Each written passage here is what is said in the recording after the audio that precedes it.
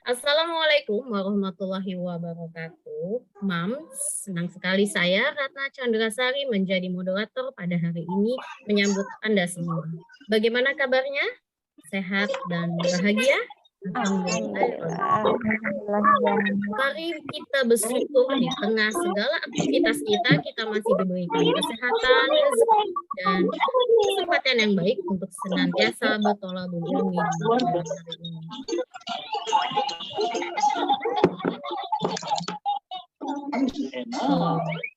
Oke, siapa ya? Tadi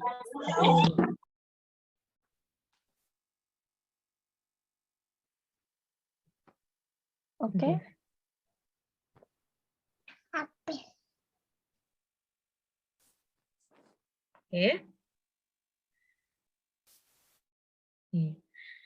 Sebelum saya mulai, mari kita berikan apresiasi kepada semua orang yang sudah hadir pada malam hari ini.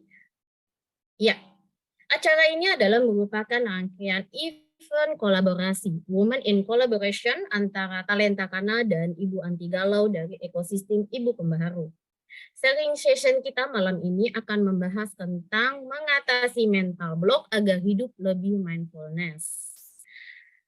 Tahukah Mams bahwa perempuan mengalami transisi peran sepanjang hidupnya, menjadi anak, remaja, menikah, seorang istri, ibu bekerja, dan banyak sekali adaptasi dalam setiap transisinya. Sungguh melelahkan, bukan? Nah, sebelumnya, adakah yang sudah mengenal tentang mental block? Atau jangan-jangan Mams tahu istilah apa itu mental block? Atau malah sudah mengalami apa yang dinamakan mental blocks. Nah, makin penasaran dong, Mams, apa aja sih sebenarnya mental blocks itu dan kenapa mental blocks itu sangat erat kaitannya dengan insecure maksud saya.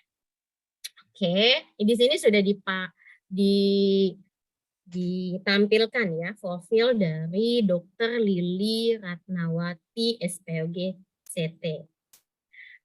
Ayo ambil posisi duduk terbaik, ternyaman mungkin pada malam hari ini agar kita sama-sama belajar bertolak ilmi dengan narasumber kita yang alhamdulillah telah hadir bersama kita pada malam hari ini. Ibu Dr. Lili Ratnawati SPOG CT merupakan seorang trainer public speaking, edukator kesehatan reproduksi yang juga memfokuskan diri pada isu perempuan, anak, dan keluarga. Sepak terjangnya di dunia komunitas sudah banyak sekali bila dilihat di profilnya. Salah satunya adalah di POSPA, Indonesian Mother Global Community, di IKA Palopo, dan di Ibu Profesional Sulawesi, serta seorang penulis buku antologi dan juga ibu. Oke, pasti nggak sabar dong mau ketemu Dokter Lili. Mana ya Dokter Lili? Oke, sebelum Dokter Lili bergabung bersama saya di sini, boleh dong diberikan tepuk tangan yang paling meriah untuk pembicara kita malam ini, Dokter Lili Ratnawati SPOG CT. Assalamualaikum warahmatullahi wabarakatuh. Waalaikumsalam dokter warahmatullahi wabarakatuh. Dokter, ini kalau boleh tahu dokter tuh live dari Jogja atau dari Sulawesi ya dok ya? Ya, dari Jogja. Masya dari Allah. Yogyakarta. Iya. Cuaca di sana aman dok? Hujan kah? Hujan, dingin sekali di sini. Baru hujan, habis selesai hujan deras, kemudian cuacanya masih sangat dingin ya, mudah-mudahan kemarin ada kendala ya karena pengaruh cuaca, kendala sinyal, mudah-mudahan malam ini tidak ada gangguan apapun. Amin, amin ya rabbal alamin. Amin, semoga lancar ya acara kita pada hari ini ya dokter ya. Terima kasih atas kehadirannya di forum kami ini. Untuk mempersingkat agenda kita, boleh kita mulai dengan Dokter Ratnawati. Dokter Lili Ratnawati. Aduh jadi belibet soalnya nama kita sama dong. Sama Ratna. Alhamdulillah jadi, ya. Iya, jadi berasa ngomong sama diri sendiri. Ya, mangga silakan dokter. Baik, terima kasih. Mohon, pertolongannya untuk ini ya, slide Izin bagi oh ya, heeh. operator. Iya, Oke, Mbak Anis bisa dibantu, Mbak. iya. Assalamualaikum warahmatullahi wabarakatuh. Apa kabar Bunda semua dimanapun Anda berada? Alhamdulillahirabbil alamin. Pada kesempatan ini saya ingin kita berdiskusi bersama. Tadi ada pengantar dari moderator tentang bagaimana seorang perempuan memiliki berbagai macam peran. Kemudian adakah di saat menjalani peran-peran yang penuh transisi, yang penuh adaptasi tersebut, kemudian ada masanya di mana Bunda semua merasa stagnan, berada di tempat itu terus, tidak ada kemajuan, tidak ada progres, dan Ya, kemudian menjadi frustasi, atau menginginkan sesuatu yang lebih baru tetapi tetap hati itu terasa ragu, gamang, bahkan sampai melewatkan kesempatan-kesempatan emas yang telah datang menghampiri sebetulnya. Namun ada ketidak ketidakkekuatan, keyakinan, keraguan, masih ingin berpikir lebih lanjut, bisa enggak, ya meragukan diri sendiri dan yang lainnya hingga kesempatan itu terbang begitu saja. Dan pada akhirnya kita menjadi sangat, terganggu oleh karenanya. Bisa jadi saat itu Bunda semua baru mengalami masalah mental blocking salah satunya. Pada malam ini saya Lili Ratnawati, mari kita bersama membahas tentang mental blocking ini. Bunda semua, saya sebelumnya sangat mengapresiasi kehadiran Bunda semua, antusiasmenya dalam bergabung di forum malam hari ini. Saya yakin Bunda semua untuk datang di forum ini telah memberikan prioritas waktu berharganya, kemudian berusaha sedemikian rupa untuk menghadapi berbagai tantangan yang ada di depan. Ya, mulai dari mengendalikan anak, bisa jadi atau baru pulang dari kerja, atau ini malam weekend ya, yang harusnya mungkin ada janjian dengan keluarga untuk memulai weekendnya. Tapi terima kasih, jazakumullahu khair telah berada dalam forum ini. Mari kita lihat bersama, sebetulnya apa itu mental blocking. Mental blocking ini adalah limiting belief atau batasan dari keyakinan diri, adalah segala sesuatu yang menghalangi dalam mencapai tujuan, perkembangan, dan kesuksesan diri, termasuk di dalamnya ketidakmampuan atau ketidakbisaan memikirkan hal-hal alternatif. Itu adalah bagian dari mental blocking. Ada banyak bentuk dari mental blocking ini. Slide selanjutnya, bentuk pertama yaitu self-doubt atau meragukan diri sendiri. Seorang bunda akan ketika mengalami bentuk self-doubt ini, dia ragu akan kemampuan dirinya sendiri. Kemudian yang kedua, bentuk mental blocking adalah comparison atau membandingkan. Membandingkan diri kita dengan orang lain. Bahkan sampai menjadikan kesuksesan orang lain tersebut itu sebagai sebuah ancaman. Atau merasa, wah yang lain ini udah pada berada di kelompok yang lainnya kayaknya kompeten semua nih, sukses-sukses semua nih. Atau saat kita melamar pekerjaan barangkali yang lainnya kayaknya kandidatnya tuh oke-oke nih. Untuk saya apakah mampu? Apakah kayaknya nggak ada tempat lagi untuk saya paling bawah. Nah, itu bisa terjadi ketika ada membanding-bandingkan. Dan kemudian yang ketiga adalah tunnel vision atau pandangan sempit. Memiliki pandangan sempit terhadap diri sendiri dan yang ini menjadi bentuk yang bisa ke arah dampaknya itu luar biasa ya. Karena dia tidak mampu menerima kondisinya, kelemahannya yang dia anggap lemah. Misalnya sebuah handicap ya atau kecacatan ya, ketidakmampuan dirinya atau barangkali memandang dirinya dari fisik yang tidak oke menurut standar dia sehingga dia kemudian merasa malu untuk bersosialisasi, mengurung diri, bersembunyi dari kenyataan. Ya, kemudian dia memiliki persepsi yang berubah yang belum tentu orang umum itu menganggapnya celah, tapi dia telah memiliki persepsi yang berubah sehingga tidak mampu berpikir jernih dan objektif lagi. Next slide. Bentuk keempat yaitu indecision atau keraguan memutuskan. Karena di sini cenderung mempertimbangkan banyak kemungkinan yang belum terjadi atau kita bisa sebut sebagai was-was yang berlebihan. Di next slide selanjutnya ya. Nah, kemudian yang kelima uncertainty atau tidak kejelasan, tidak ada kejelasan ya. Di sini seseorang tidak mampu menemukan cara atau solusi ketika ia diminta untuk membuat keputusan atau kebingungan jika memiliki sejumlah opsi. Jadi pada orang ini dia sebetulnya telah memiliki beberapa opsi ya, yang di situ membutuhkan sebuah kemampuan menimbang, kemudian memutuskan. Nah, tapi malah menjadikan orang ini kemudian kebingungan sehingga kalau bahasa sekarang ini itu kondisi tersebut kemudian digantung gitu, nggak ada solusinya. Slide selanjutnya, bentuk keenam yaitu fixed mindset.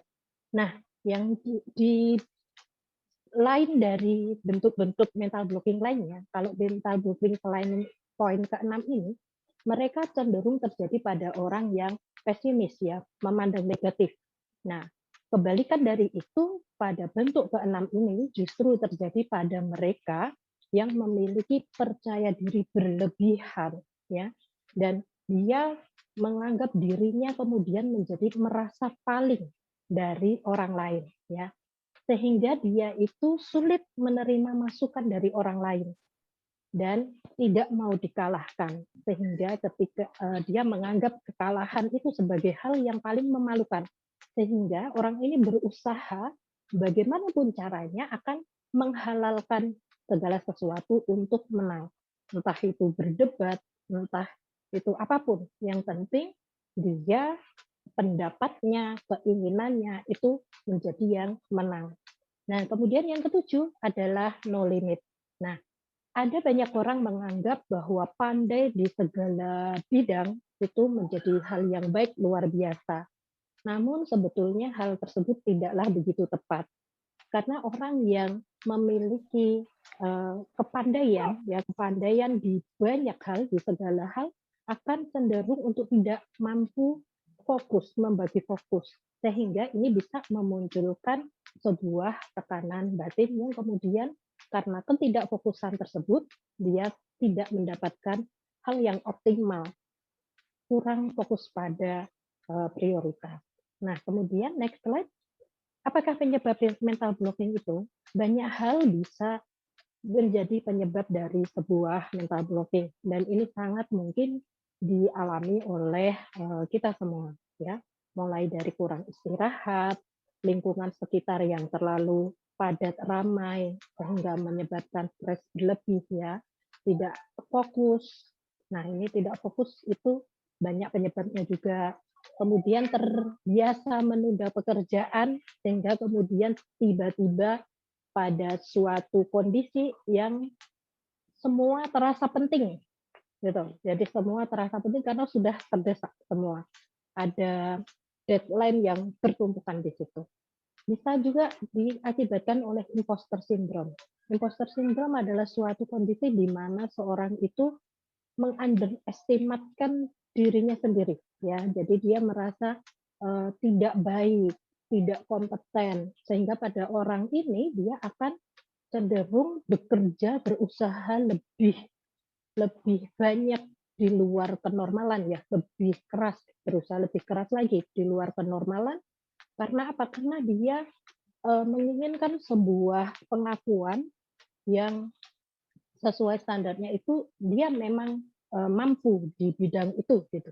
Di yang dia kalau gagal dia merasa kemudian dia menipu orang banyak bahwa dirinya bukan si kompeten di situ. Ya, kemudian bisa jadi karena diri yang hasil dari jenis kepribadian yang perfeksionis. Bisa karena visi buruk dan pesimisme.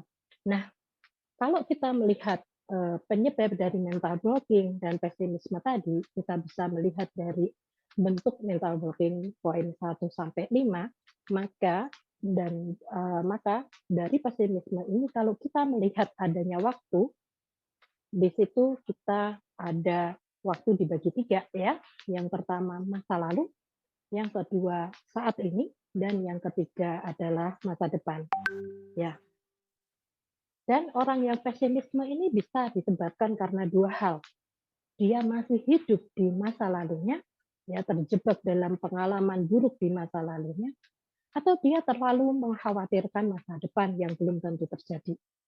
Nah, orang yang masih tinggal di masa lalunya, dia mengalami sebuah trauma atau pengalaman buruk yang bisa sangat menyakitkan, sangat memalukan untuk dia lakoni, dia hadapi.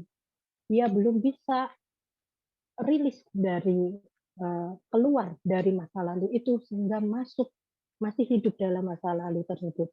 Dan pengalaman ini menatap di alam bawah sadar sehingga kemudian langsung maupun tidak langsung mempengaruhi keputusannya saat ini. Jadi dia merasa ada sebuah kekhawatiran yang sangat luar biasa kalau kejadian di masa lalunya itu berulang kembali. Ya, dia tidak ingin mengalaminya lagi. Ya, kemudian juga kalau dari masa depan ada yang terlalu mengkhawatirkan masa depan. Padahal masa depan siapa sih yang tahu akan masa depan? Tidak ada yang tahu. Tapi dia terlalu khawatir akan masa depannya. Dan inilah kemudian sudah khawatir ini tanpa ada logika merasionalkan kekhawatirannya tersebut. Nah, muncullah sebuah pesimistik. Nah, kemudian bagaimana cara mengatasi mental blocking? Ada 4 poin. Yang pertama adalah mengubah mindset atau reframing. Nah, karena mental blocking tadi adalah sebuah limiting belief, maka cara mengatasinya juga sebagian besar pada mindset kita.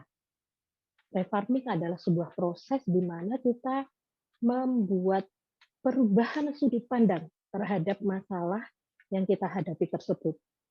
Saat kita mengetahui ada kekurangan atau ada kelebihan, terutama yang kekurangan dari diri, maka mari kita terima itu, kemudian kita reframing. Oh iya, saya adalah seorang yang sedang belajar dan berkembang.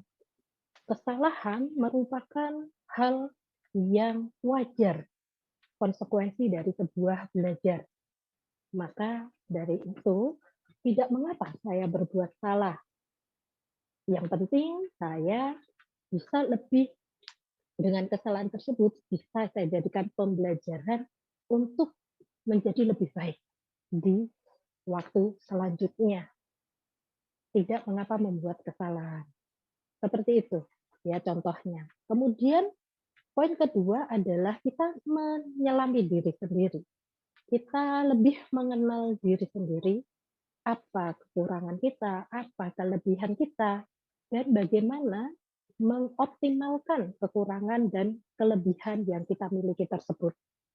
Yang ketiga, yaitu mindfulness.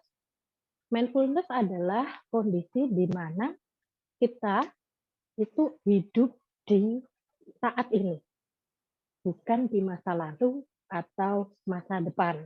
Ya, hidup pada saat ini, sekarang ini. Bahkan semenit yang lalu, ketika saya membuka, ada kesalahan saya, itu sudah masa lalu.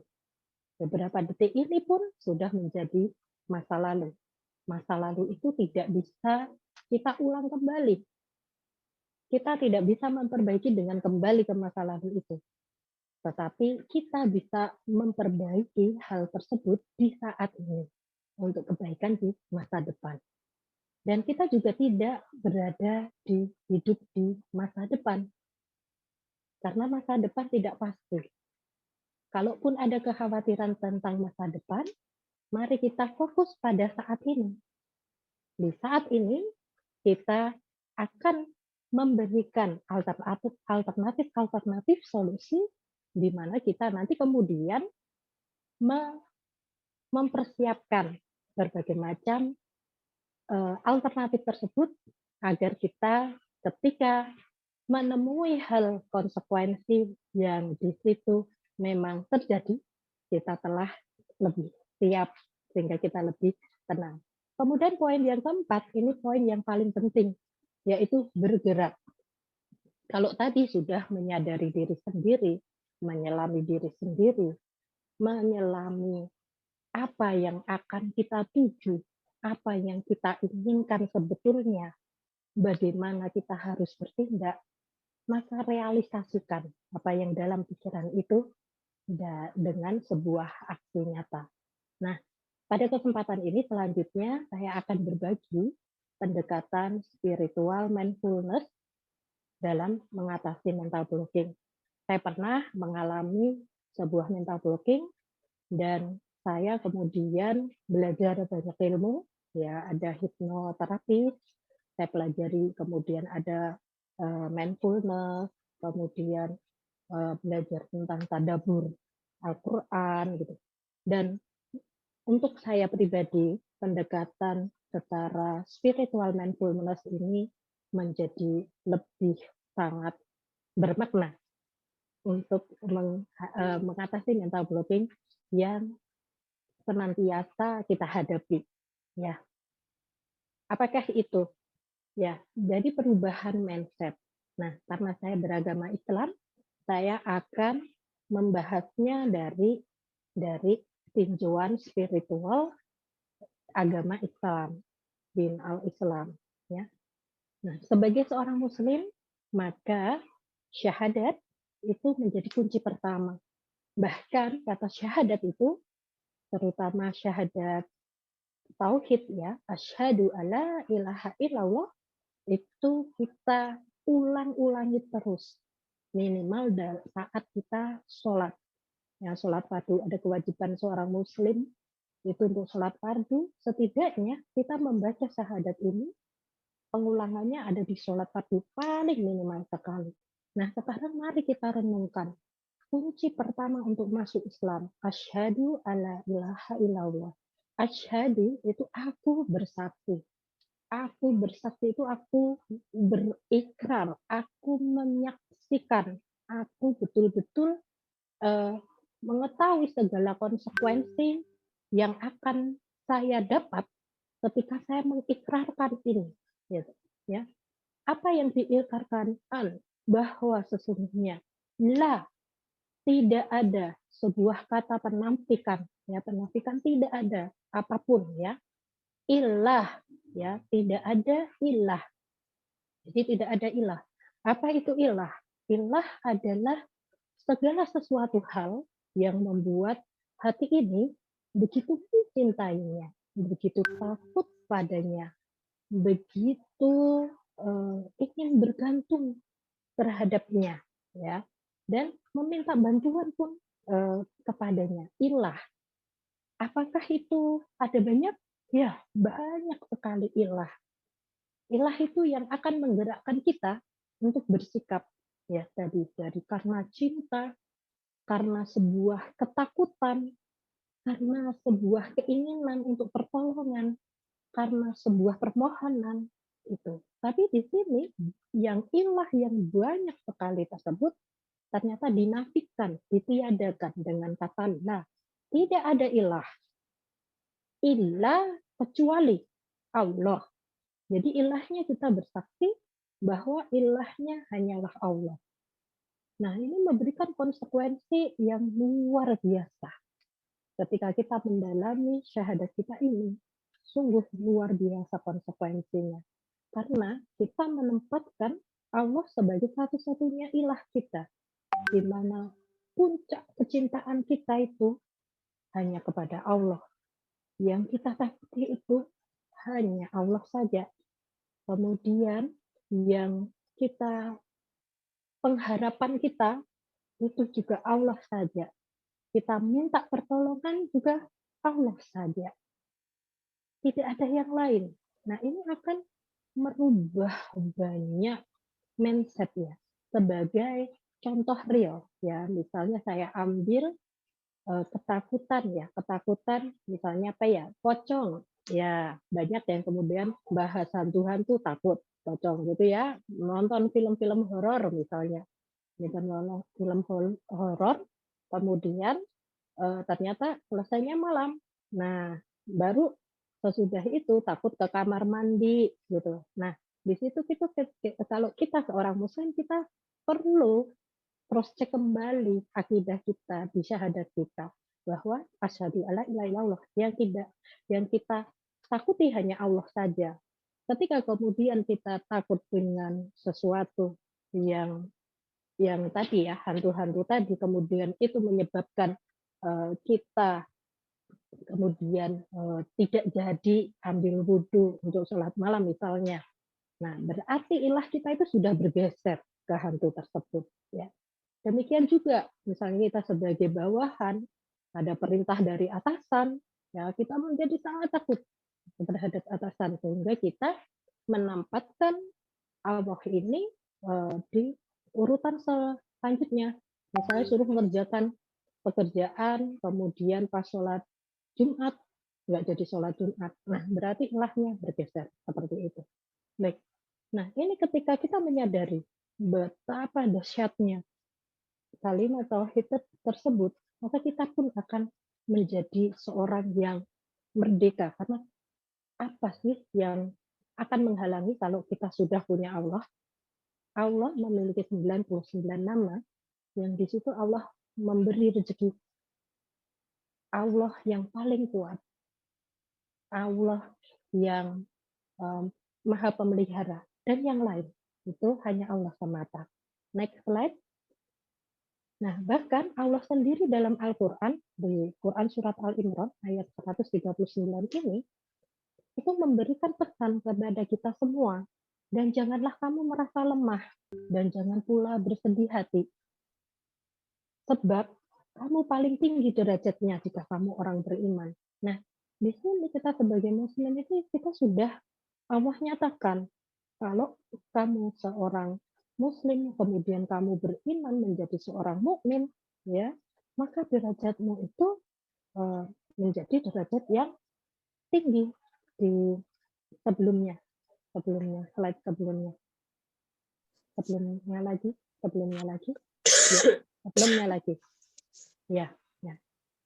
Jadi di situ ya, bahwa kemudian kita ini ketika kita sudah bersyahadat, kita masuk Islam, kemudian kita memperdalam Al-Quran, kita mengimani Allah dengan kebersihan iman, keikhlasan, kita akan menjadi seorang yang derajatnya paling tinggi.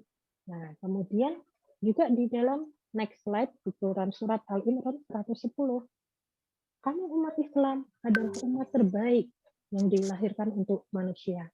Nah, ini statement yang dari Allah, yang dimana kita sudah mengikrarkan diri kita ilahnya Allah, dan Allah sudah mengakui keberadaan kita. Ya, karena apa? Kita menjadi umat terbaik.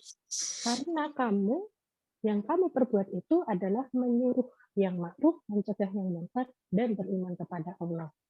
Nah, selanjutnya, next slide, dalam Quran Surat Al-Ankabut, tapi ketika kita bilang beriman, apakah kemudian kita tidak uji? Nah, tidak dijawab, ya, bahwa ada pertanyaan yang kemudian menjadi pemantik kita di Al-Ankabut ayat 2 ini. Ketika kita menyampaikan kita orang beriman, apakah tidak diuji? Ada ujiannya. Dan Allah itu di ayat yang lain, Allah menyampaikan, engkau diuji dengan sedikit, ada kata sedikit ya, sedikit kelaparan, sedikit kekhawatiran ya. Jadi bahkan sampai ke arah kesempitan ya, dari entah itu dari keluarga kita, dari harta, bahkan nyawamu, itu ada. Tapi Allah sebutkan di situ sedikit. Jadi tetap ada ujian-ujian tersebut ya. Nah, di mana sih? Di mana? Dan kemudian Quran Surat Al-Baqarah ayat 216, Ya, ini Ya, menunjukkan bahwa kita alhamdulillah. akan Amin, amin. menghadapi kondisi-kondisi yang belum tentu kita itu menyenanginya. Tetapi sebetulnya itu adalah hal yang baik untuk kita dari pandangan Allah, ya. Dari sisi Allah itu menjadi hal yang baik untuk kita. Termasuk trauma-trauma yang kita rasakan di masa lalu tersebut, ya. Yang mungkin sakit, yang belum kita move on, ada kebaikan di situ. Dan itu nanti akan kita lihat bagaimana memanfaatkan, mencari hikmah dari yang kita rasa pedih, yang kita rasa memalukan tersebut untuk bergerak lebih baik lagi, ya. Nah, dengan demikian, maka next slide, ranah manusia itu adalah ikhtiar saja, sedangkan hasil masih tetap menjadi hak prerogatif Allah. Ya. Kita nggak akan ditanya oleh Allah tentang hasil dari ikhtiar kita, tapi seberapa banyak prosesnya. Tapi kalau kalau pada pengantar oleh moderator ada masa transisi dengan berbagai macam peran, ya. Ada peran individu sebagai hamba Allah, ada peran istri, ada peran ibu, kemudian ada peran anak, ya, ada peran anak. Kemudian ada peran sosial di situ semua. Itu kita nggak ini, kita tidak ditanya hasilnya seperti apa, tetapi kita mempertanggungjawabkan adalah prosesnya, proses yang kita ambil, ikhtiar yang kita usahakan, yang kita pilih, ya, untuk mencapai tujuan tertentu tersebut. Dan kalau kita kembali ke Quran surat Ad-Dzariyat ayat 56, dan tidak kuciptakan jin dan manusia kecuali untuk beribadah. Berarti ikhtiar-ikhtiar yang kita lakukan tersebut sejatinya adalah dalam rangka beribadah. Baik, dan ketika kita kemudian mengalami sebuah kondisi sulit, sulitnya tadi dinyatakan di ayat yang lain sebagai sedikit. Karena apa? Di situ pun sudah ada solusinya yang sudah ditetapkan. Kesulitan itu bisa diidentikan adalah masalah, kemudian adalah solusi. Nah, ini pada Quran surat Al-Insyirah ayat 5 sampai 6. Fa inna ma'al usri yusra, inna ma'al usri yusra. Ada dua perulangan yang hampir sama, ya. Dan di situ al-usri, fa inna ma'al usri, al-usri. Al-usri itu kesulitan. Dalam bahasa Arab ini ditulis dengan alif lam mim. Alif lam mim, ketika dia alif lam mim berarti dia sesuatu yang sudah diketahui, barangnya sama. Jadi ketika ada pengulangan, dia itu sama. Ayat 5 ada al-usri, ayat 6 masih al-usri. Berarti ini satu kesulitan yang sama. Nah, kemudian apa?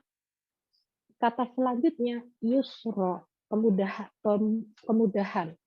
Dia tidak ditulis dengan al-yusro, tapi langsung yusro. Di ayat ke-6 juga begitu, yusro. Apa maknanya? Kemudahan ini adalah kemudahan yang berbeda, tidak sama. Sehingga kalau kita mentadaburi al-insyirah ini, setiap kita memiliki satu kesulitan, maka Allah itu sudah memberikan dua macam kemudahan. Ada alternatif ketika kita sudah memulai mengambil salah satu pilihan, mengikhtiarkan, belum sukses, masih ada alternatif lain bisa kita ambil. Dan dengan dari sini juga berarti setiap ada satu problema, itu Allah sudah menyediakan beberapa macam solusi. Nah, inilah yang menjadi unik karena solusi tersebut tidak akan sama untuk satu dengan yang lainnya. Ya, karena manusia pun unik. Kita unik, kita tidak bisa dibanding-bandingkan. Ya, kita akan memiliki potensi tersendiri, kita memiliki keilmuan sendiri, kita memiliki pengalaman hidup tersendiri, sehingga ketika kita dihadapkan pada masalah yang sama, belum tentu respon kita akan sama. Seperti itu. Nah, kemudian di sini eee, ada 4 program terapi mental blocking yang bisa, dilakukan. Yang pertama, next slide ya. Yang pertama adalah program next slide lagi, program 21 hari dengan AVP. Apa itu AVP? A-nya abdominal breathing, V visualization and imaginary, dan P progressive muscle relaxation. Nah, jadi abdominal breathing ini adalah cara untuk merelaksasikan tubuh. Ketika kita berada pada mental blockade, ketegangan tertentu, kita butuh relax, kita butuh tenang agar kita bisa melihat solusi dengan baik. Nah, caranya adalah pertama dengan abdominal breathing, bernafas lewat perut. Bernafas lewat perut itu menghirup udara lewat hidung. Ini sambil tangan kita, salah satu tangan kita ditempatkan di perut, ya. Ketika kita tarik nafas, nah ini perut kita mengembang, ya. Kemudian kita keluarkan secara lebih pelan melalui mulut. Tarik nafas. Nah, di situ kita akan berfokus pada nafas kita. Kita rasakan aliran nafas kita, ya, apakah udaranya yang berasa hangat, nah kemudian mengalir melalui hidung, kemudian kita keluarkan. Kenapa berfokus pada nafas? Karena nafas itu menjadi simbol, menjadi parameter bahwa kita masih hidup di saat ini. Kalau sudah tidak ada nafas kan meninggal ya. Ya, jadi kita masih bernafas, kita itu ada saat ini gitu ya. Bahkan terkadang kita karena sudah terbiasa bernafas, kita nggak aware loh kalau kita itu nafas. Karena ini hal yang biasa. Tapi dengan fokus di nafas, kita merasakan aliran nafas tersebut, kemudian kita akan melakukan dengan tarik nafas dalam, keluarkan berlahan dengan tenang, itu akan memberikan kesadaran, relaksasi, dan kemudian nanti ada progressive muscle relaxation, itu relaksasi otot-otot yang kemudian menjalar ya. Jadi kita bisa memfokuskan pada nafas, kemudian kita melihat bagaimana rasa hangat dari nafas yang kita hirup dan kita hembuskan tersebut memberikan efek pada otot-otot di area wajah, kemudian menjalar ke leher, ke bahu, ke seluruh tubuh. Nah, di saat itu kita bisa melakukan visualisasi dan mengimajinasikan tentang hal yang kita ingin capai ke depan. Ya, kita membuat visualisasi tujuan yang akan kita peroleh. Ini untuk meningkatkan motivasi kita. Nah, pada spiritual mindfulness, next slide, maka sesudah kita relax, maka kita kembalikan ke kita murukobah. Murukobah itu merasa kehadiran Allah ya. Dengan kehadiran penuh ya, itu kita memakai Asmaul Husna ya untuk menyelami betul. Bisa 5 Asmaul Husna ini bisa kita pakai ya. Al-Gharib Maha Mengasih. Ya, jadi ketika kita sudah berusaha memfokuskan diri, ketika fokus kemudian kita Al-Gharib, ya Allah, ya Gharib, yang Maha Mengawasi. Engkau mengawasi diriku yang dari yang diketahui dan tidak diketahui ya. Kemudian ada yang memelihara, Al-Hafiz, Allah Maha memelihara, melihara sesuatu, bahkan kita pun itu dalam pemeliharaan Allah. Contoh, pada kalau kita melihat ke diri sendiri atau anak-anak kita, terkadang anak-anak kita itu menunjukkan sebuah keberhasilan, kesuksesan, bahkan kita belum mengajarkannya. Tiba-tiba anak bisa merangkak. Tiba-tiba anak sudah bisa jalan. Tiba-tiba keluar bahasa yang belum kita ajarkan. Nah, itu adalah pemeliharaan Allah, penjagaan Allah. Ya, kita juga, kok aku dulu tuh nggak ada yang ngajari, langsung bisa aja ya, makan ya langsung bisa begini, seperti itu. Itu pemeliharaan. Kemudian alim, Allah Maha mengetahui segala sesuatu, baik yang kita lahirkan maupun kita sembunyikan di hati kita. Allah Maha Asami, yang Maha mendengar mendengar semua doa hamba-hambanya, ya. Dan Allah itu sangat malu, malu untuk tidak mengabulkan doa dari orang yang berdoa. Nah, di situ. Jadi kalau kita meyakini itu Allah mendengar, maka kita bisa mencurahkan segala keluh kesah kita untuk didengar karena Allah mendengar dan semua permohonan-permohonan kita sampaikan. Kemudian Al-Basir, Maha melihat. Allah melihat segala sesuatu yang tersembunyi, yang tidak tersembunyi. Nah, ini kesadaran penuh ini kita bangun. Kemudian kita menghadapi problematika tersebut dengan mengembalikan ada Allah bersama saya untuk menghadapi problematika tersebut, ya. Ketika sudah ada Allah, Allah lah yang mencukupi, memberikan solusi, ya. Seperti itu. Kemudian cara kedua, next slide, adalah menuliskan hikmah. Ini program, kalau tadi program selama 21 hari, ya, yang ini program 3 hari. Kita menuliskan hikmah. Menuliskan hikmah ini adalah mencari pembelajaran dari hal-hal yang terasa berat di masa lalu. Ya, yang masih kita butuh rilis. Kita perlu tahu apa sih? Yang pertama tulis. Ini kan menuliskan, jadi ditulis. Ditulis kejadian yang dialami dan tidak nyaman tersebut. Kejadian yang sangat menyakitkan hati, kejadian yang sangat memalukan, yang kita masih hilang kendali untuk move on dari situ. Ditulis kejadian itu seperti apa? Penyebabnya apa? Kok kita bisa mengalami hal itu? Gitu.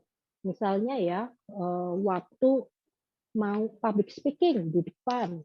Ini kemudian yang tidak nyaman adalah kita ngomongnya gagap, gemetaran, gagap, salah sebut orang, blank, enggak menghilangkan semua yang sudah kita siapkan, ya, sampai misalnya ngompol di depan audiens gitu. Ya, sangat memalukan, sangat kemudian diteriaki macam-macam. Nah, kayak gitu.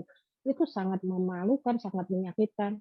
Penyebabnya apa? Oh, penyebabnya saat itu persiapannya belum baik, ilmunya tentang public speaking belum lengkap misalnya. Kemudian apa yang bisa dipelajari? Oh, ternyata yang bisa saya pelajari kejadian tersebut adalah saya memerlukan lebih banyak ilmu tentang public speaking. Oh, ternyata saya menjadi pribadi yang lebih kuat saat ini. Ketika saya melakukan kesalahan-kesalahan di atas panggung, itu menjadi kesalahan yang saya anggap lebih ringan karena saya pernah melewati masa yang lebih buruk daripada itu. Nah, jadi itu ditulis dan berarti hal baik itu sudah kita dapat. Itulah hikmah. Ini menunjukkan bahwa kejadian yang buruk di masa lalu itu ada sisi positifnya yang masih bisa kita kita rasakan. Nah, ini yang harus kita sadari bersama, ya. Tergantung sama masalah-masalah itu silahkan ditulis, direnungkan. Nah, kemudian ini nyambung dengan program yang ketiga. Sesudah kita mendapatkan hikmah, kita mendapatkan pembelajaran, maka kita melihat sekarang untuk mengatasi hal itu, mental blocking yang kita hadapi itu, kita mau apa? Ini tadi, poin keempat, bergerak. Putuskan. Ya, jadi sesudah menulis hikmah tadi, kita baca ulang dari depan sampai bawah. Sadari betul, ada hal positif yang masih kita bisa nikmati. Allah masih baik memberikan kita pembelajaran untuk menjadi lebih kuat, menjadi pribadi yang lebih baik lagi. Ya, kemudian sesudah itu kita bayangkan kondisi yang ingin kita kita capai, kita nikmati. Misalnya tadi kondisi yang paling buruk adalah kacau balau public speaking-nya. Kemudian kondisi yang paling baik adalah saya ingin menjadi public speaker yang bisa lebih tenang, lebih kalem, lebih bisa kalau bicara enak didengar, menyentuh audiens seperti itu. Nah, itu kita bayangkan dan kita tuliskan kembali, tuliskan kondisi tersebut sebagai targeting yang ingin kita capai. Nah, kemudian kita lihat untuk mencapai ke situ kita butuh apa? Kita butuh sebuah proses. Proses itu bisa bertahap dan bisa membutuhkan waktu. Nah, dari tahapan itu, maka langkah pertama supaya kita memperbaiki kondisi itu apa? Nah, itu. Jadi langkah pertama yang akan kita tempuh saat ini apa? Nah, pada contoh kasus di situ misalnya, oh saya mau ngambil kelas coaching untuk public speaking gitu. Nah, itu ditulis ngambil kelas coaching public speaking. Nah, itu langkah pertama untuk mencapai tujuan selanjutnya. Itu pun sama dengan kalau kita hidup ya, anak tadi ya peran ibu itu kita ngapal pendidikan anak. Nah, di situ itu kan kita lihat targetingnya itu akhirnya apa ya. Kemudian kita tarik ke sini untuk mencapai target yang sudah kita inginkan tersebut, cita-cita kita itu, visi misi kita itu, apa yang bisa kita perbuat saat ini. Inilah mindfulness, berpikir proses dan solusi yang bisa kita realisasikan saat ini. Ya, kemudian program yang keempat adalah program 90 hari. Itu dengan self talk. Self talk berbicara dengan diri sendiri ya, melakukan uh, bicara dengan diri sendiri ya.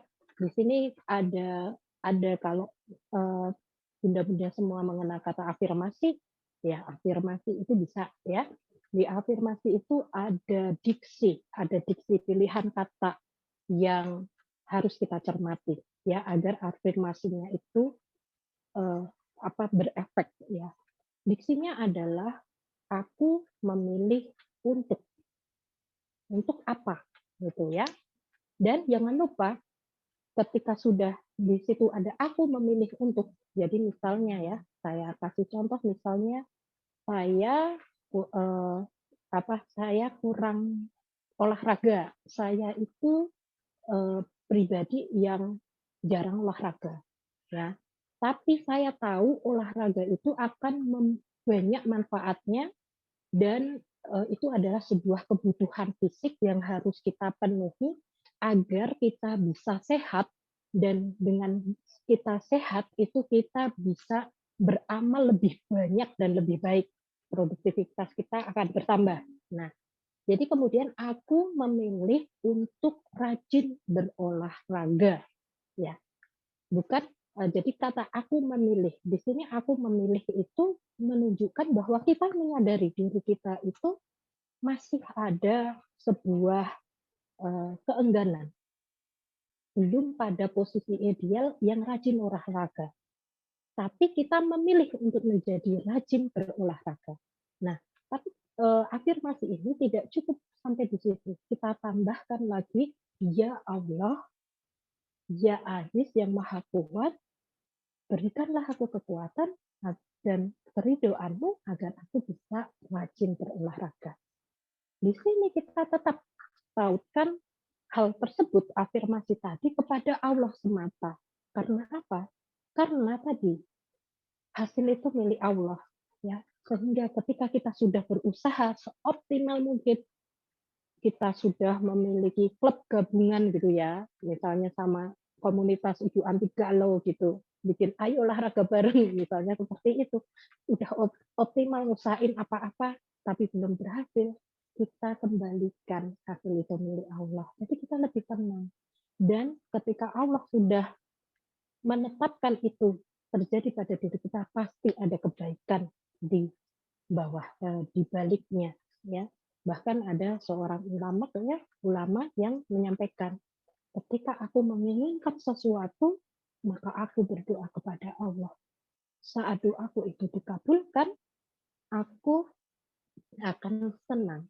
Tetapi ketika doaku itu tidak dikabulkan, aku lebih senang lagi karena Allah telah memilihkan yang paling baik untuk. Nah, di situ. Kemudian ada jurnal syukur. Nah, di jurnal syukur ini kita menghargai semua progres positif sekecil apapun yang telah kita buat ya. Kita buat itu kita hargai, kita bersyukur. Dengan demikian nanti kita akan mendapatkan rezeki dari Allah dari pintu syukur tadi.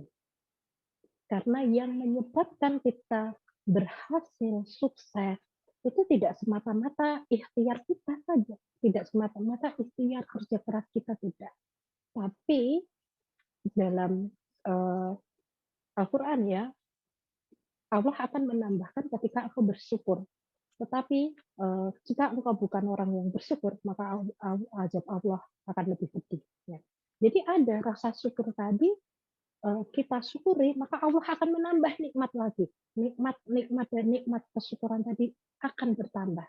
Dan itu pun akan berdampak kita ketika bisa bersyukur dengan hal-hal yang kecil-kecil, itu kita akan merasakan betapa luar biasanya nikmat Allah itu sudah tersurah ke kita. Bahkan kita berbuat baik, bisa berbuat baik pun, bisa hadir di forum ini, kita bisa berdiskusi bersama. Ini apa? Keridhaan dari Allah gitu. Allah membolehkan kita ketemu. Allah menggerakkan hati kita, memudahkan urusan kita sehingga kita bisa berkumpul di sini belajar bersama. Nah, itu tidak lain ya tetap dalam koridor ridho Allah tersebut. Kemudian ada istighfar. Istighfar ini sangat luar biasa ya. Dia membersihkan hati kita ya. Karena seorang yang dari yang saya alami ya, ketika saya mengalami mental blocking dan dampaknya luar biasa ya, dampaknya luar biasa, betul-betul bisa stop kegiatan, bahkan hafalan Quran saya itu hilang sama sekali ketika mulai mulai ini ya, mulai mengawalinya dengan memperbanyak istighfar, luar biasa. Istighfar itu akan membersihkan noda-noda hati, entah itu ketidaksyukuran, kesombongan di dalam hati kita itu akan dibersihkan sehingga ketika hati kita bersih, maka kita akan mudah menerima hidayah, mudah menerima hikmah, melihat banyak hikmah, itu akan lebih mudah. Dan kemudian yang selanjutnya itu istighfar dilanjutkan dengan menegakkan sholat, ya, menegakkan sholat dari sholat tepat waktu, kemudian memperbaiki sholatnya dan menambah yang bisa menyempurnakan sholat, misalnya kayak sholat wajibnya, sholat sunnahnya itu dikerjakan, sholat rawatib misalnya seperti itu untuk menegakkan sholat. Ini luar biasa akan memberikan dampak yang luar biasa yang saya alami itu tanpa saya menghafal surat Al-Quran yang sudah saya hafal itu kembali dengan sendirinya. Saya merasa lebih tenang, mampu berpikir jernih, bahkan bisa melihat pintu-pintu solusi. Oh ya, kalau kayak gini berarti saya masih bisa mencoba yang ini. Nanti kalau gagal, oh ada alternatif ini. Kita bisa melihat tadi ya, kemudahan yang telah disediakan oleh Allah saat kita menghadapi sesuatu. Nah, demikian saja dari saya. Terima kasih banyak. Saya harap kita bisa lebih banyak dalam berdiskusi. Mohon maaf apabila salah kata. Dikembalikan kepada moderator. Assalamualaikum warahmatullahi wabarakatuh.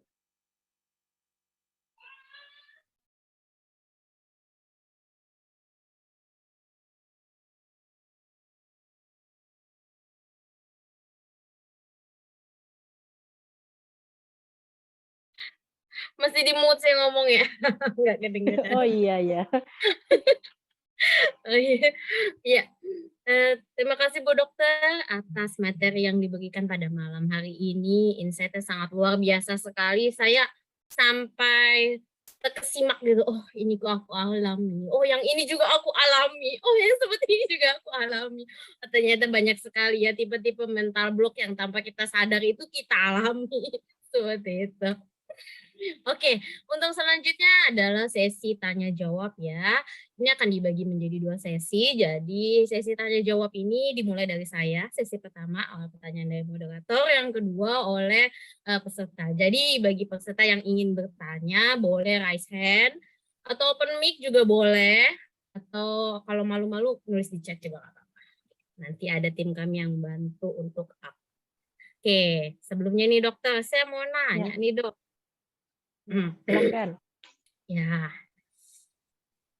dokter, tadi kan dokter cerita nih bagaimana dokter menemukan titik balik ketika dokter mengalami mental block ya dok ya.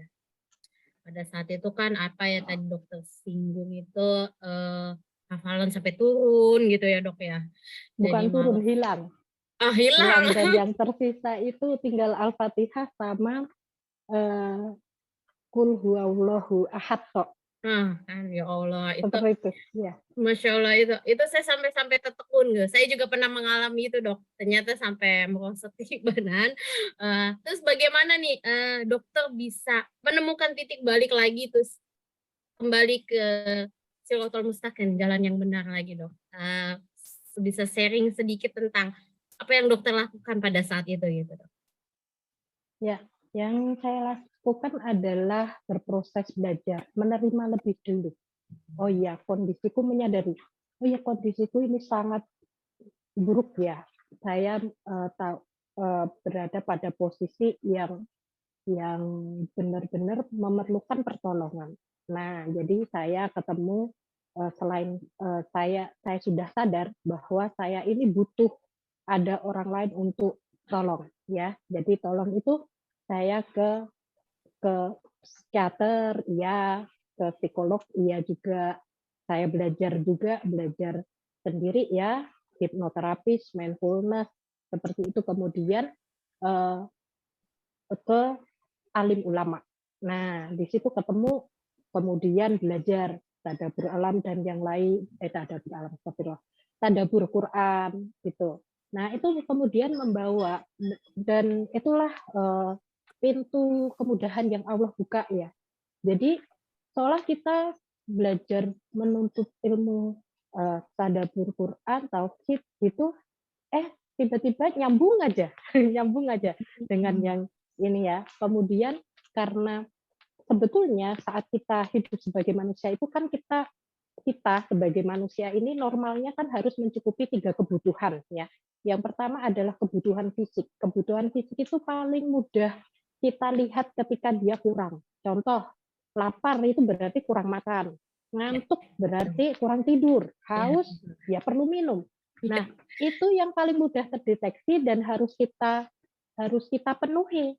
Itu yang obatnya paling mudah. Nah, jadi di situ juga kemudian mengatur mengatur makan diatur, tidur juga berusaha seoptimal mungkin ya. Kalau banyak pikiran kadang kan nggak ini ya, nggak bisa tidur.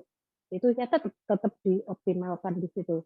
Nah, kemudian yang kedua adalah kebutuhan dari eh, psikologi psikologis kita tadi tuh. Nah, itu bertemu dengan orang-orang yang bisa memberikan support sistem positif ke diri kita. Seperti itu ya. Nah, itu kalau sama-sama gitu kan tadi, iya Komunitas yang kondisiku baik gitu ya dok. sama. Ya, itu yang positif.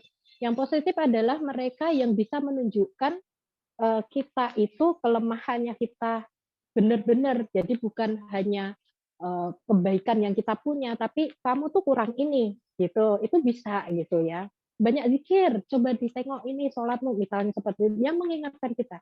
Sholat malammu bagaimana, tilawahmu bagaimana, itu kita memiliki komunitas itu. Kemudian sesudah itu ruhiyah. Kebutuhan Ya. ketiga adalah ruhiyah. Ruhiyah ini yang paling paling kebanyakan tidak aware ya, tidak aware karena rupiah itu kan dirasa kayak kering, kayak pengen bahagia. Itu sebetulnya kekeringan dari rupiah tadi gitu. Dan rupiah itu kita kasih makan itu paling lambat itu adalah 3 hari. 3 hari itu nggak boleh kosong dari makanan rupiah. Makanan rupiah apa? Ya membersihkan tahiyatul nafs ya, membersihkan hati ya. Istighfar, majelis ilmu. Ilmu itu butuh sekali dan kembali ke Al-Qur'an. Al-Qur'an, mempelajari hadis, itu luar biasa dampaknya karena dalam Islam kita selaku Islam mulai dari buka mata sampai tidur itu semua sudah diajari gitu, diajari. Bahkan bagaimana kita menyalurkan kemarahan kita, ya kita saat marah apa yang harus dilakukan ada, ya. Kemudian bagaimana mendidik anak itu step-stepnya itu ada gitu, ada mulai dari usia berapa itu anak harus diapain, terus apakah ini sudah harus dikasih hukuman atau belum usianya, mana yang harus dipelajari dulu, itu step-stepnya ada. Dan kita tinggal tinggal ngikutin gitu. Jadi kita akan menjadi seorang yang mental blocking, kita menjadi kecemasan berlebih, kegalauan berlebih ketika kita menghadapi sesuatu yang itu tuh kita belum punya ilmunya di situ, kita nggak tahu. Ya, masih ingat tentu di COVID awal-awal gimana panik, banyak hoax, kita nggak bisa memilih ya, kita ketakutan sekali bisa ya, karena kita belum tahu benda COVID itu kayak apa, kayak gitu. Nah, sekarang kan udah ada, oh caranya gini gini gini dan mulai bisa terkendali karena tahu. Nah, di situ bisa kita juga terapkan. Ketika kita sudah menghadapi sebuah masalah, kemudian kita sudah ada intervensi ya, tadi memilih intervensi, terus kok belum belum berhasil. Nah, itu kita lihat prosesnya. Oh, berarti kita ilmu tentang hal itu kita belum tuntas gitu. Jadi kan tetap pada proses ilmu tadi. Jadi belajar sepanjang hayat itu memang betul dan kita lihat kalau terkait sama mental dengan ruh ya, mental kan juga parameternya hati ya, ketenangan hati. Dengan hati tenang itu kita bisa melakukan hal luar biasa. Nah, pemilik hati ini adalah Allah saja gitu. Jadi kalau kita ingin baik di hati, dengan memiliki hati yang baik adalah hati yang bisa menerima cahaya dari Allah. Nah, jadi kita harus mendekat dong sama yang punya, minta sama yang punya untuk senantiasa kita ketika kita tahu kita berbuat kesalahan dibersihkan dengan istighfar tadi gitu. Kemudian banyak berzikir, banyak tilawah. Seperti itu nanti Allah akan memberikan ketenangan. Nah, dari ketenangan itu kita kemudian bisa melihat banyak solusi yang kita belum nyoba yang ini loh. Bismillah gitu. Dan kadang tiba-tiba hanya dengan kita memperbaiki yang kita khawatirkan itu selesai sendiri. Itu pun terjadi dengan saya. Jadi yang saya pikirkan beberapa hari, beberapa bulan gitu, sudah nggak tahu apa-apa. Aduh, saya harus seperti apa. Sudah tinggal berdoa saja. Berdoa, memperbanyak istighfar, berdoa, tiba-tiba solusinya terjadi sendiri dan itu alhamdulillah gitu. Itu pertolongan Allah datang ya. Dan di sini juga kita bisa lihat kadang habis ini sakit sekali kok nggak nggak tuntas-tuntas gitu ya. Nah itu sakit melangsanya kita memiliki masalah ya saat menghadapi masalah satu orang dengan orang lain itu akan beda ya. Kalau kita ibaratkan masalah itu sebagai garam, 1 sendok garam kita kasih ke 1 gelas diaduk rasanya asin. Kemudian 1 sendok garam yang sama kita kasih ke kolam diaduk rasanya kan masih tawar kan. Nah, rasa asin tadi itu adalah rasa sakit, rasa nelangsa yang kita rasakan. Garamnya itu masalahnya. Tapi ternyata bedanya apa? Tempatnya. Tempatnya semakin kecil, semakin sedikit, maka rasa asinnya akan semakin terasa. Tapi kalau tempat itu semakin luas, mau dikasih di laut, ditaruh garam setek juga sama aja begitu. Nah, jadi tempatnya itu apa?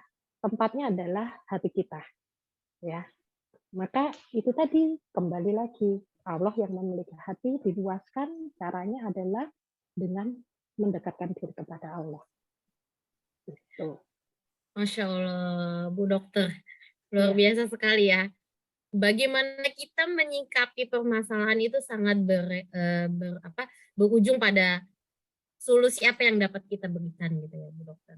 Betul. Masya Allah. Iya, Oke, tadi saya lihat Mbaknya. ada Mbak Iya. Ika nih, raise hand. Bagaimana Mbak Ika? Jadi bertanya? Boleh deh, sebenarnya udah terjawab sebenarnya Oh, tadi. udah, iya, Masya Allah Monggo. sih. Luar biasa penjelasannya itu tuh. Tapi saya penasaran mau nyapa aja Dokter Lili, Masya Ah, Allah, iya. tabarakallah. Masya Allah, sampai rasa mau berlinang air mata saya. Iya, iya. Dokter Lili, Iya. saya itu gini loh. Tadi kan ada penyebabnya banyak banget ya, penyebab mental blocking banyak banget. Saya Betul. berpikir nih, apakah harus semuanya penyebab ini ada, ataukah cukup satu menyebabkan orang itu mental blocking ya?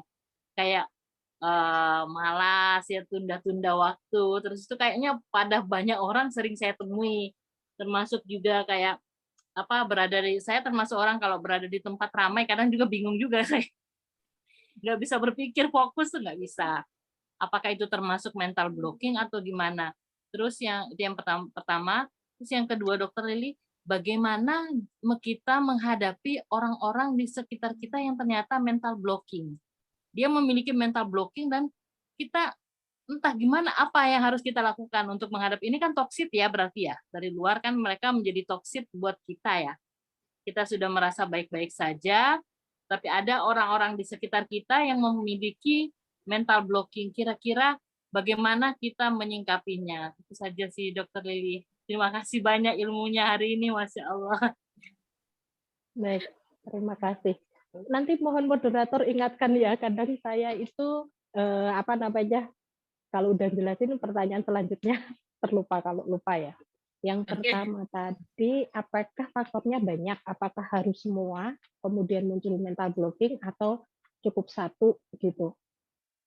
Bisa satu saja itu bisa mencetuskan mental blocking, itu bisa di salah satu penyebab ya. Misalnya karena begadang terus, kurang tidur, akhirnya fokusnya turun kan, itu kemudian untuk berpikir pun menjadi ruwet gitu. Itu bisa. Jadi bisa satu dan kita kenali dulu, makanya kita perlu mendalami diri kita. Tadi kayak misalnya saya di tempat rame itu kemudian bisa bikin ngeblank gitu, Jadi kadang tuh mungkin perhatiannya terlalu teralihkan. Nah, di situ kita harus tahu cara ilmunya. Oh iya, berarti nggak nyaman tipe yang harus menyendiri, tapi kita bisa berlatih ya untuk fokus berada di keramaian. Nah, itu apa? Dengan memfokuskan pada salah satu, misalnya nafas kita tadi, ya. Nafas kita, tarik nafas panjang, itu merasakan itu kita berfokus pada satu hal. Nah, di situ pada saat penting maka kita bisa ini caraku untuk bisa kembali ke fokus tertentu gitu ya. Dan itu pun saya pakai. Jadi ketika saya akan melakukan sesuatu itu kalau saya yakin, kalau saya ragu, saya itu nggak akan lakukan dulu. Tapi kalau saat terdesak dan butuh, saya fokus dulu, tarik nafas, ambil jeda untuk diri sendiri, ambil jeda, terus ya pilihannya tinggal lakukan atau tidak. Kalau masih ragu, saya nggak ambil. Saya lemparkan ke misalnya ada supervisi saya, ya saya minta saya mundur, saya belum mampu di sini. Ya kita nyatakan saja kita belum mampu daripada mencederai orang lain gitu ya misalnya. Kalau pas mau ada tindakan. Tapi kalau udah saya siap maju, mantap. Itu udah langsung nanti kan sebetulnya di tubuh kita ini di telinga juga ada efek masking ya. Masking itu sebenarnya suara itu banyak sekali, tapi kita itu bisa memfokuskan pada satu. Nah, kayak gitu. Jadi itu tuh bisa kita contoh. Ya, itu perlu dilatih memang. Bertahap melatihnya. Ya, bertahap bisa dilatih ke tempat ramai. Nah, kalau ke tempat ramai kemudian belajar fokus di situ. Nah, lama-lama nanti bisa memfokuskan diri pada saat yang ramai itu akan terbentuk gitu.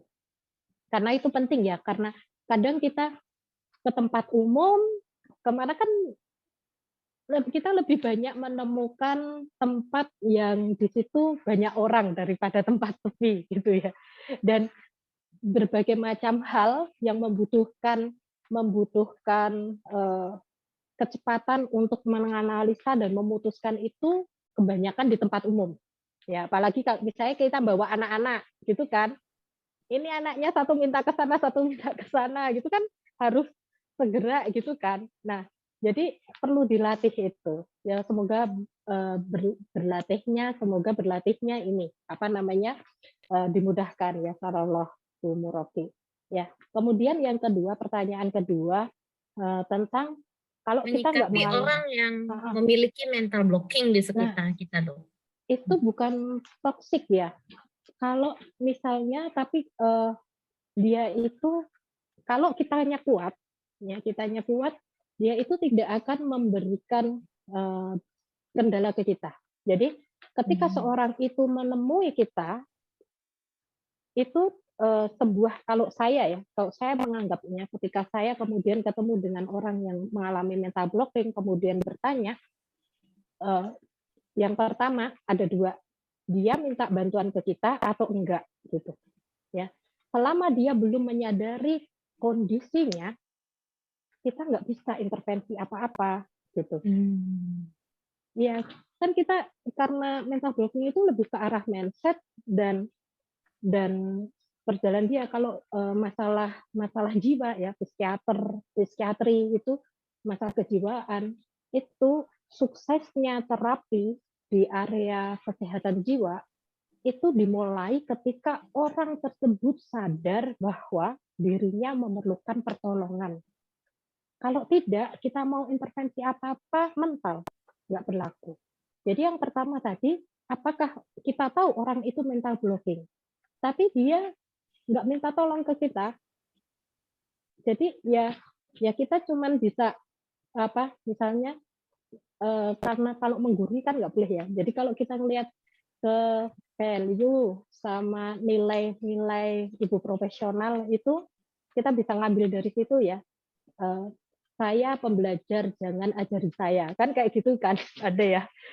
Jadi di situ tuh kita ngelihat orang ini seperti apa. Tapi kalau dia memang kemudian minta pertolongan ke kita, aku ini kok gini-gini. Nah, kita tanya diri dulu. Pertama, kita bantuan apa yang kita bisa berikan? Seberapa besar dia memberikan dampak ke kita? Kalau kita belum memiliki keilmuan tentang itu, hal itu direferkan ke tenaga ahli gitu. Jadi misalnya nemu, oh ya kalau gitu gimana kalau kita apa namanya kita menemui tenaga ahli supaya supaya ada solusi yang lebih baik gitu dengan ahlinya. Dan kita bisa menemani itu tapi tidak memasuki apa ya, bukan simpati ya, tapi kita empati. Kalau simpati itu kita masuk ke dunianya gitu. Kalau empati itu kita menyadari kesulitan yang dia peroleh, kita dampingi, tapi itu tidak mempengaruhi dunia kita gitu. Ya, jadi kita kembalikan ke beliaunya. Mau apa? Enaknya gimana gitu. Jadi dan kita tidak sepenuhnya kita ingat apa namanya? Kita tidak membawa tanggung jawab besar itu ke diri kita sendiri gitu. Ketika orang itu datang. Karena kita itu berempati itu kita sekedar memfasilitasi gitu. Ya, kebanyakan yang belum paham itu masuk ke simpati. Nah, simpati itu dicurhatin, terus kita merasa kita yang mengalami gitu. Jadi dicurhatin, aduh aku tuh bingung ya, kok suami kita gini kayaknya selingkuh kayak gitu. Terus kita dicurhatin karena kita simpati, langsung kita mikir-mikir langsung kita, aduh harus gini harus ini dan kita menjadi tidak tenang dengan hal itu. Itu udah masuk ke simpati. Kalau empati kita bisa lebih memposisikan lebih tenang diri kita, kemudian kita bisa mengarahkan dengan lebih baik, memberikan pertimbangan-pertimbangan. Tapi keputusan tetap dikembalikan ke individu tersebut. untuk melangkah selanjutnya apa. Gitu. Kalau lebih bagus lagi pakai metode coaching kan, kalau bisa menguasai ilmu coaching, ingin membantu orang lain, bisa tambah keterampilan coaching gitu. Semoga terjawab Oke, ya Mbak Ika. ya, Mbak Ika, Masya Allah ya. Ternyata kalau ingin ngebantu juga kita harus lihat orangnya ya dok, dia mau tidak dibantu gitu ya dok ya. iya betul, Kalau tidak mau dibantu, apapun yang kita sarankan mental ya dok ya, ternyata ada betul. penolakan seperti itu. Kemudian ada 2 pertanyaan lagi, tapi saya jadikan satu aja karena Oke, waktu sudah ya menunjukkan jam silahkan. 9 gitu kan. Eh, Pertanyaannya nih, mohon izin bertanya dokter, bagaimana mengatasi mental block karena trauma masa lalu? Saya berasal dari keluarga broken home, lalu saya menikah dan ternyata saya mengalami hal yang sama seperti orang tua saya dalam pernikahannya. Lalu bagaimana mengatasi mental block pada anak? Anaknya mudah frustasi dan anaknya tidak sesuai dengan harapan yang diinginkan seperti itu. Ya, baik, yang pertama yang dari pernikahan Pernikahan broken home ternyata broken home. ya ternyata sebetulnya pertamanya ada trauma, tidak ingin, tapi kemudian kejadian ya, dan itu kan sudah di masa lalu. Ya, ini kejadian ini kan sudah masa lalu. Nah, tadi pakai hikmah tadi ya, hikmah nulis hikmah tadi. Coba ditulis ya, ditulis, kemudian penyebabnya apa, gitu. Penyebabnya apa? Disadari aja. Kalau kita ingin merubah sesuatu, Pak Dudi itu ya, Pak Dudi kan menyampaikan, kalau kita ingin merubah sesuatu, itu berubahlah lebih dahulu diri sendiri, gitu ya. Kita nggak bisa merubah orang lain, ya. Tapi kita akan lebih mudah kita berubah, dan ketika kita berubah kita bahagia itu akan memancar, kan gitu ya. Nah, itu pun dilakukan. Jadi ketika itu sudah terjadi, ada broken home, itu sudah menjadi masa lalu. Sekarang hal yang pahit ini, hal apa yang bisa kita petik hikmahnya di situ, ya. Pencetusnya apa, ya. Nah, sesudah pencetusnya itu diurai, apa yang akan bisa kita lakukan. Hal yang pertama, ya, ketika kita pernikahan itu bagi wanita itu sungguh sangat luar biasa. Ada perubahan yang sangat signifikan, ya. Ketika akad nikah, dia itu akan terjadi pergeseran luar biasa dari sisi qawamah. Qawamah itu pemimpin ya, yang harus ditaati, dan juga urutan cinta, urutan cinta. Pada wanita, awalnya yang harus ditaati itu sebelum dia menikah adalah orang tuanya. Begitu diserahkan akad nikah, ya saya terima. Nah, itu ijab kabulnya itu sah, maka amanah orang tua yang diwakili ayah tadi semuanya berganti ke suami. Ya. Jadi suami menjadi qawam pemimpin yang diutamakan di situ. Dan sesudah itu baru orang tua. Berbeda dengan suami. Suami tidak ada perubahan urutan kecintaan dan juga qawamahnya gitu. Di suami nggak ada perubahan. Suami itu tetap pertamanya orang tua, kemudian selanjutnya ya nanti keluarganya, istrinya apa dia tempatin di mana itu urutannya gitu. Nah, jadi yang bikin problematika terkadang transisi inilah yang sering kita selaku istri itu masih butuh penyesuaian, butuh keilmuan untuk itu, ya. Karena tugas kita taat dengan suami itu pun harus mensukseskan suami sebagai anak yang berbakti, ya, kepada orang tuanya gitu. Nah, jadi dan kemudian ketaatan kita kepada suami itu adalah ketaatan yang tadi karena Allah semata, ya. Karena Allah, bukan karena suaminya kemudian baik, bukan karena bertindak baik kemudian kalau suaminya nggak bertindak baik langsung kita hilang. qawamahnya gitu ya, ketaatannya. Tidak, tapi karena kita melakukan itu karena kita ingin diridhoi oleh Allah untuk menggapai keridhaan dari Allah tadi. Nah, di situ luar biasa ya. Jadi untuk melatih qawamah ini kita itu harus ya siap kayak gitu ke suami itu luar biasa. Kadang karena fitrah kita itu banyak bicara. Jadi kalau ngelihat sesuatu yang nggak beres itu udah dikomentari gitu. Ah, Habi ini bla bla bla bla bla kayak gitu. Ya kadang kita harus belajar banyak diam, kemudian sami'na wa ata'na. Untuk apa? Untuk urusan-urusan yang di luar syariat kepada Allah ya. Kalau dia melanggar perintah suami itu melanggar syariat kepada Allah, nah itu baru kita tolak. Selebihnya di situ kita taat gitu, kita taat. Nah itu yang sering dan kemudian kan kita menginginkan kita dekat dengan orang tua ya, kita ingin misalnya kita yang kadang yang jadi kan juga hubungan mertua menantu gitu ya, karena kita ingin menyelesaikan dan itu memang ladang ladang ibadah kita gitu. Bisa pintu kunci pintu surga kita. Mudah enggak? Ya enggak mudah. Memang butuh perjuangan. Kalau kita bisa melampaui bisa melewati itu, bisa ada keridoan di situ luar biasa itu. Kunci surga kita bisa dari manapun kita bisa masukin gitu. Nah, dan kita mau lihat orang yang paling buruk di dunia ini itu adalah Firaun.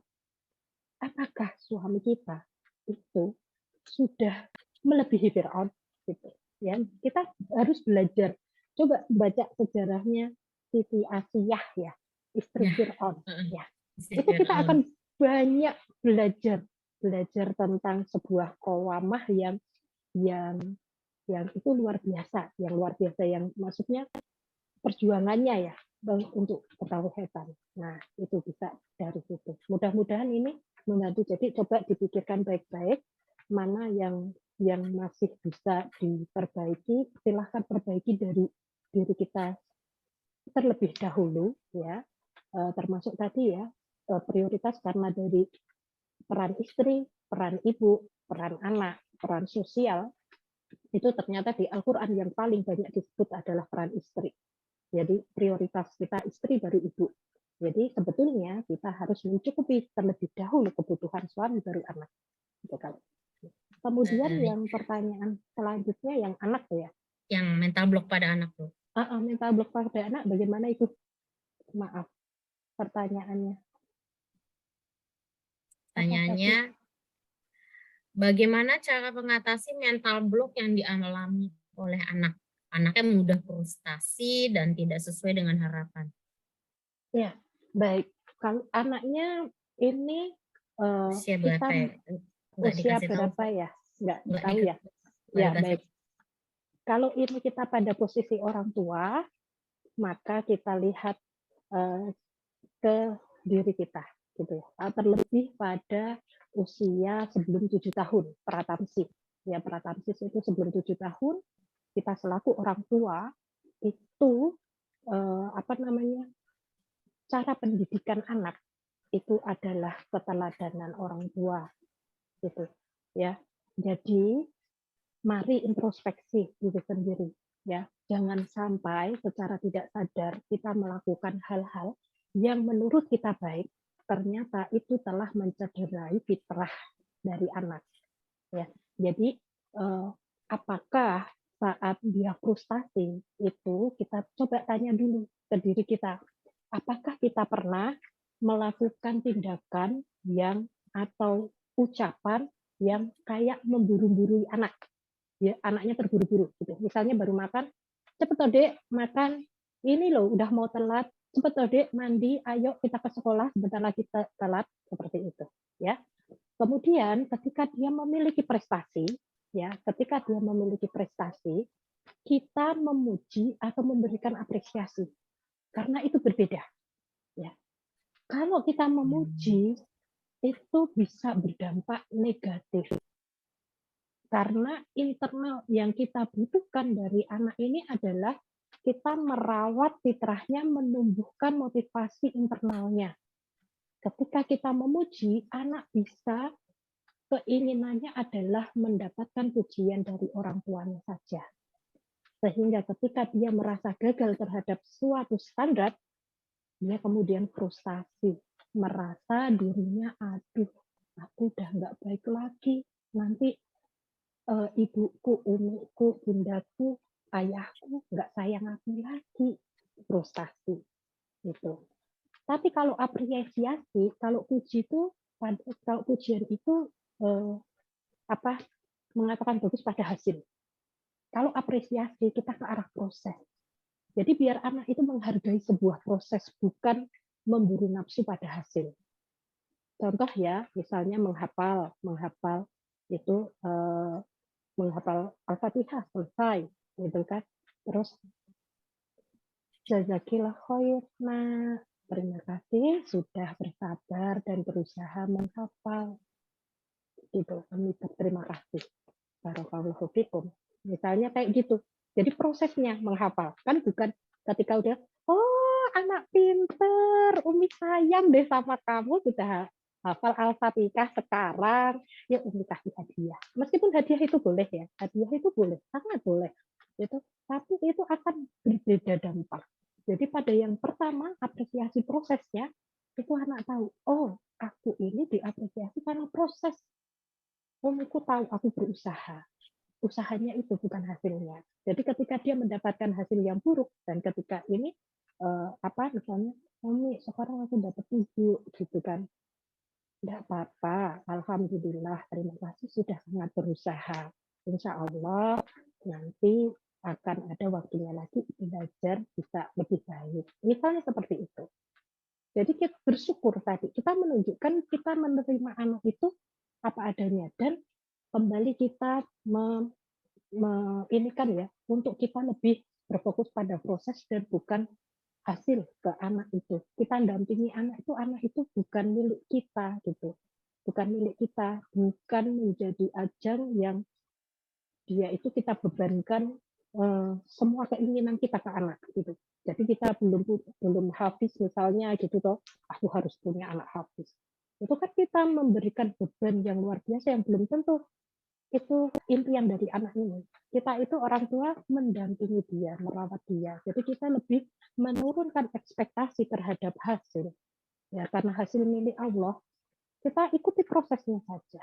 Nah, itu mudah-mudahan di situ nanti ada titik terang ya, mana yang harus dirubah dan kalau pada usia 7 ke bawah itu keteladanan. Jadi kita yang memberikan keteladanan, kita benar-benar mulai dari kalau ini mulainya adalah kita banyak diam ke anak, kita observasi anaknya kita tadi yang bermasalah tadi ya, yang mental blocking tadi, kita banyak lihat, kita banyak dengar, kita pokoknya sebisa mungkin tutup mulut gitu.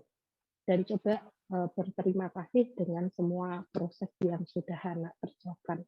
Nanti itu sudah ada yang melakoni, dan kemudian kita juga mendapatkan hikmah yang luar biasa ya. Ternyata anak itu yang awalnya nggak mau belajar, kemudian mau belajar.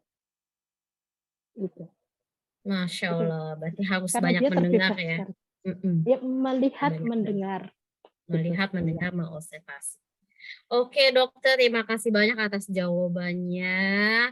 Semoga apa yang disampaikan dokter ini bisa kita ambil insight-nya ya, Moms. Bisa kita pelajari dan bisa kita praktekkan cara-cara yang tadi diberikan terkait tentang mengatasi mental blocks untuk mendapatkan hidup yang lebih mindfulness. Oke.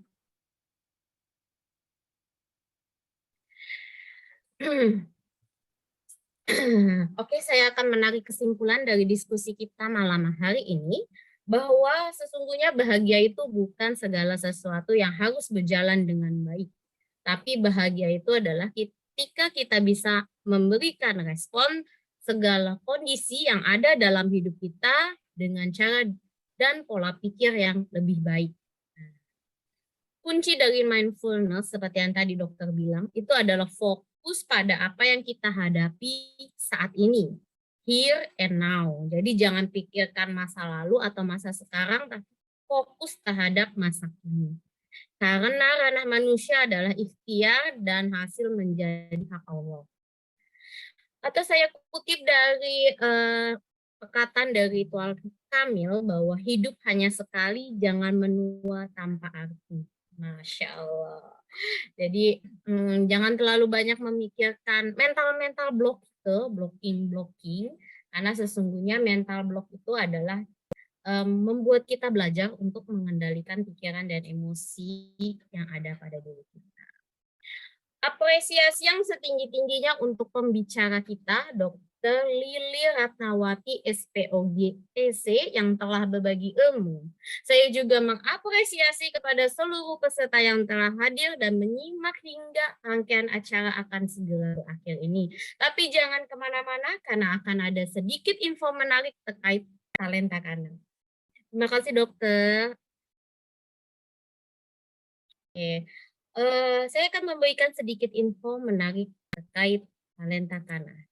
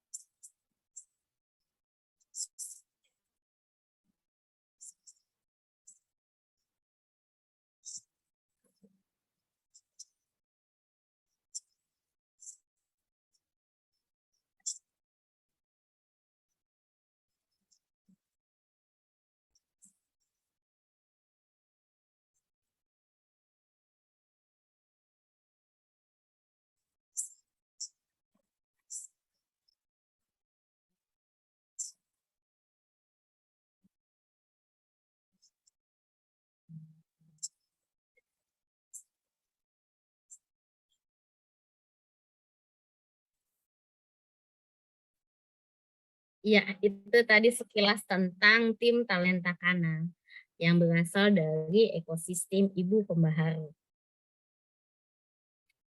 Sebelumnya, perkenalkan, saya adalah Rata Chandasari, saya adalah founder dan leader dari Talenta Kana.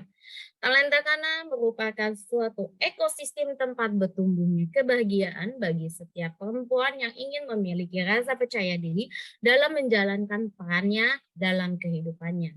Menjadi perempuan yang energik, sporty, dan bahagia dengan potensi yang dimilikinya. Untuk mengenal Talenta Kana lebih lanjut, bisa menghubungi media sosial kami di website www.talentakana.com, di IG, di FB, dan di YouTube channel Talenta Kana. Saya akan menginformasikan bahwa dalam waktu dekat, Talenta Kana akan mengadakan kegiatan offline di bulan November, dan di awal tahun 2023 akan mengadakan kelas sadar potensi secara online. Jadi pastikan stay tune dengan kegiatan-kegiatan Talenta Kana dan hadir di agenda Talenta Kana berikutnya. Atau jika ingin menjadi bagian dari tim Talenta Kana untuk tumbuh bersama dengan tim saya, bisa dikepoin medsos kami, karena akan ada open recruitment dengan syarat dan ketentuan yang berlaku. Oke, jika ada yang ingin ditanyakan boleh. Tapi sebelumnya, karena waktu sudah mendesak, sekian dulu info terkait tentang Talenta Kana. Selanjutnya saya akan serahkan kepada host kita tercinta, Mbak Anis Wahyu. Nah, kita akan berfoto bersama. Baik, terima kasih Mbak Ratna sudah memandu diskusi malam hari ini, dan juga Dr. Lili, terima kasih Dok atas materinya sangat luar biasa sekali, dan juga teman-teman semuanya. Nah, sebelum kita mengakhiri sesi foto, jangan lupa saya mau info untuk ini ya, ikuti medsos ini, tim Ibu Anti Galau.